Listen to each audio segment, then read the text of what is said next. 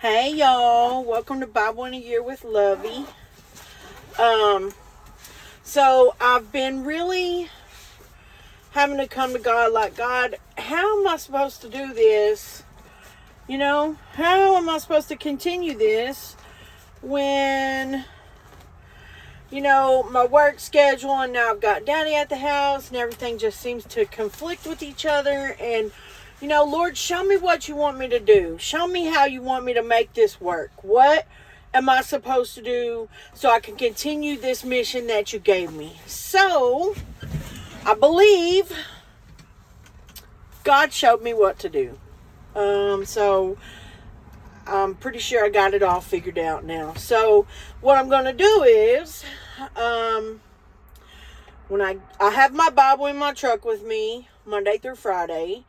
And when I get off work, when I kill my truck, I'm going to record Bible in a Year every single day.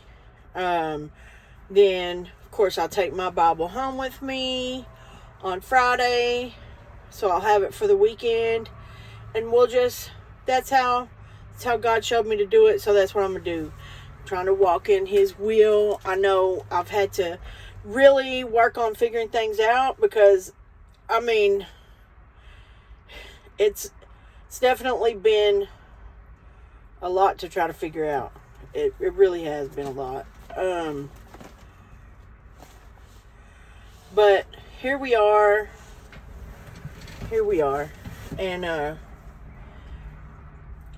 And today is day 174, and I look forward to being able to finish strong, finish what you start. That's what God wants us to do. He wants us to finish what we start.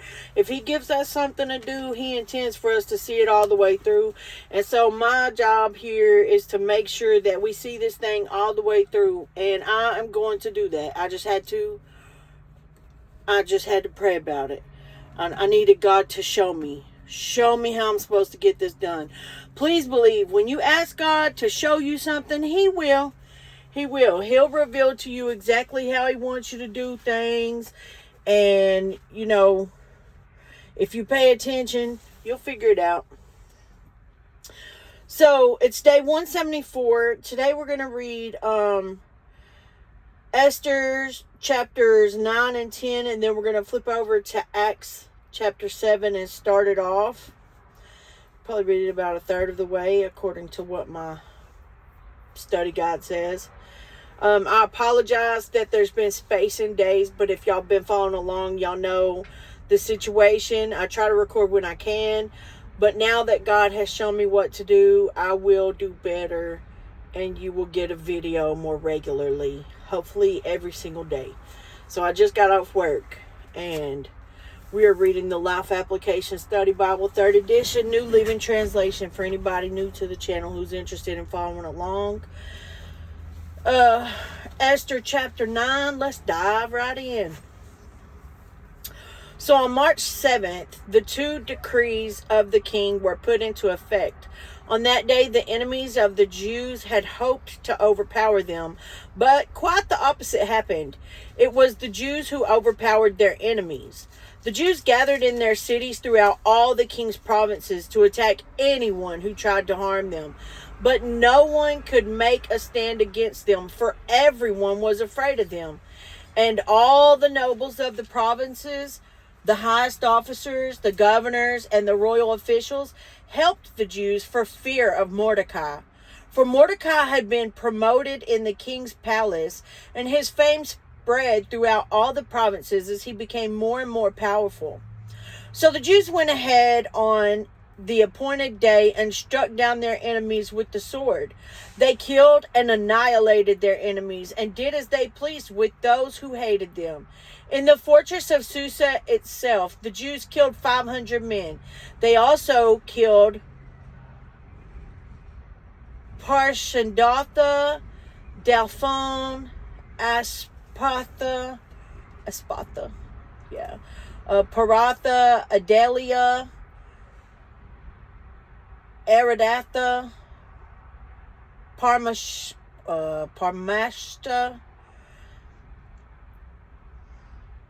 Arisai, Ardai, and Vaz. Wait. Vazatha. Goodness gracious. The 10 sons of Haman, son of Hammedatha, the enemy of the Jews, for they did not take in, but they did not take any plunder. Okay. Y'all know them names be getting me sometimes. Anyways. That very day, when the king was informed of the number of people killed in the fortress of Susa, he called for Queen Esther. He said, "The Jews have killed 500 men in the fortress of Susa alone, as well as Haman's 10 sons. If they have done that here, what has happened in the rest of the provinces? But now, what more do you want? It will be granted to you. Tell me, and I will do it." Esther responded, "If it please the king, give the Jews in Susa permission to do again tomorrow as they have done today, and let the bodies of Haman's 10 sons be impaled on a pole." So the king agreed, and the decree was announced in Susa, and they impaled the bodies of Haman's 10 sons. Then the Jews at Susa gathered together on March 8th and killed 300 more men, and again they took no plunder. Meanwhile, the other Jews throughout the king's provinces had gathered together to defend their lives. They gained relief from all their enemies, killing 75,000 of those who hated them, but they did not take any plunder. This was done throughout the provinces. On March 7th and on March 8th, they rested, celebrating their victory with a day of feasting and gladness. The Jews at Susa killed their enemies on March 7th and again on March 8th, then rested on March 9th, making that their day of feasting and gladness. So to this day, rural Jews living in remote villages celebrate an annual festival and holiday on the appointed day in late winter, when they rejoice and send gifts of food to each other. Mordecai recorded these events and sent letters to the Jews near and far throughout all the provinces of King Xerxes, calling on them to celebrate an annual festival on these 2 days. He told them to celebrate these days with feasting and gladness, and by giving gifts of food to each other and presents to the poor. This would commemorate a time when the Jews gained relief from their enemies, when their sorrow was turned to gladness and their mourning into joy.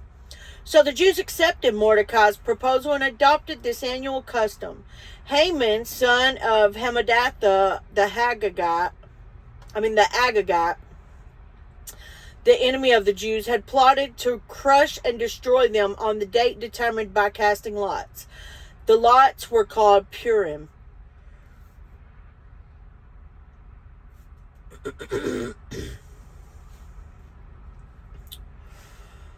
But when Esther came before the king, he issued a decree causing Haman's evil plot to backfire, and Haman and his sons were impaled on a sharpened pole. That is why the celebration is called Purim, because it is the ancient word for casting lots. So because of Mordecai's letter and because of what they had experienced, the Jews throughout the realm agreed to inaugurate this tradition and to pass it on to their descendants and to all who became Jews. They declared they would never fail to celebrate these 2 prescribed days at the appointed time each year. These days would be remembered and kept from generation to generation and celebrated by every family throughout the provinces and cities of the empire.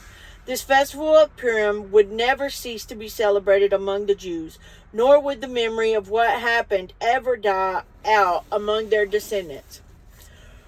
Then Queen Esther, the daughter of Abihail, along with Mordecai the Jew, wrote another letter putting the queen's full authority behind Mordecai's letter to establish the festival of Purim. Letters wishing peace and security were sent to the Jews throughout the 127 provinces of the Empire of Xerxes.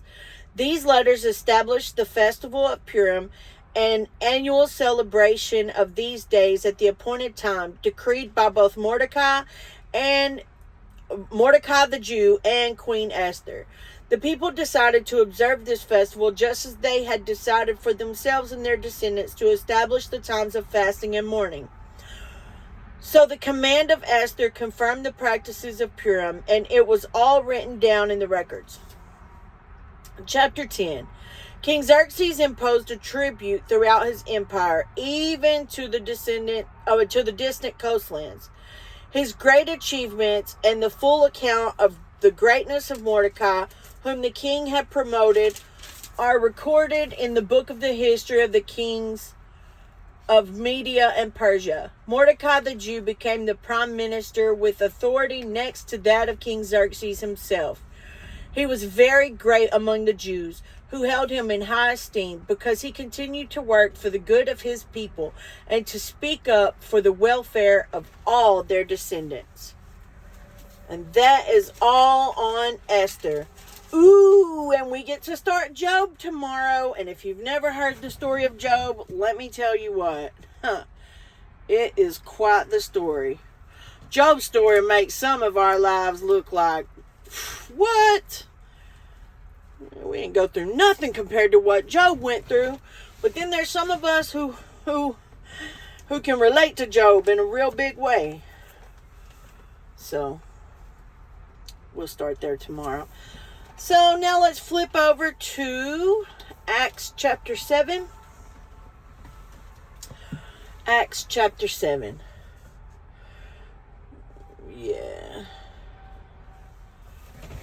Alright. Y'all ready? Here we go. Then the high priest asked Stephen, "Are these accusations true?" This was Stephen's reply. "Brothers and sisters, listen to me. Our glorious God appeared to our ancestors Abraham and Mesopotamia. To our ancestor Abraham in Mesopotamia, before he settled in Haran. God told him, 'Leave your native land and your relatives and come into the land that I will show you.' So Abraham left the land of the Chaldeans and lived in Haran until his father died. Then God brought him here to the land where you now live. But God gave him no inheritance here, not even 1 square foot of land. God did promise, however, that eventually the whole land would belong to Abraham and his descendants, even though he had no children yet. God also told him that his descendants would live in a foreign land where they would be oppressed as slaves for 400 years. But I will punish the nation that enslaves them, God said, and in the end they will come out and worship me here in this place. God also gave Abraham the covenant of circumcision at that time. So when Abraham became the father of Isaac, he circumcised him on the 8th day. And the practice was continued when Isaac became the father of Jacob, and when Jacob became the father of the 12 patriarchs of the Israelite nation. These patriarchs were jealous of their brother Joseph, and they sold him to be a slave in Egypt. But God was with him and rescued him from all his troubles, and God gave him favor before Pharaoh, king of Egypt. God also gave Joseph unusual wisdom, so that Pharaoh appointed him governor over all Egypt and put him in charge of the palace. But a famine came upon Egypt and Canaan. There was great misery, and our ancestors ran out of food. Jacob heard that there was still grain in Egypt, so he sent his sons, our ancestors, to buy some. The second time they went, Joseph revealed his identity to his brothers, and they were introduced to Pharaoh. Then Joseph sent for his father Jacob and all his relatives to come to Egypt, 75 persons in all. So Jacob went to Egypt. He died there, as did our ancestors. Their bodies were taken to Shechem and buried in the tomb Abraham had bought for a certain price from Hamor's sons in Shechem. As the time drew near when God would fulfill his promise to Abraham, the number of our people in Egypt greatly increased. But then a new king came to the throne in Egypt who knew nothing about Joseph. This king exploited our people and oppressed them, forcing parents to abandon their newborn babies so they would die. At that time, Moses was born, a beautiful child in God's eyes. His parents cared for him at home for 3 months. When they had to abandon him, Pharaoh's daughter adopted him and raised him as her own son. Moses was taught all the wisdom of the Egyptians, and he was powerful in both speech and action. And that's where we're going to stop for today. Let me mark my spot here.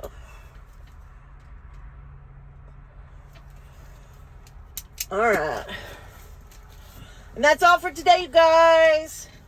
Thank you for tuning in to Bible in a Year with Lovie. Man, if you get anything out of these videos, please like, share, subscribe.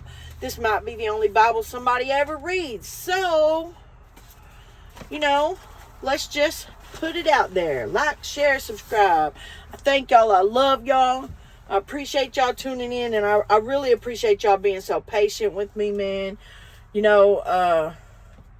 Life definitely throws some curveballs sometimes. But God is good all the time. And, He stays with us no matter what. Like, look, he's still here. He still got my back. He still got y'all's backs. He's still looking out for us. And now that he's given me a plan, I know how to better maneuver this, so y'all will hear from me more often. I really do appreciate y'all tuning in. Y'all remember, if you want to see a change, you got to be the change. We lead by example. We follow by design. If it ain't a God thing, it ain't a good thing. I'm going to pray for y'all. Y'all continue to pray for me. I hope y'all have a blessed and wonderful rest of the day. And don't forget to love like Jesus.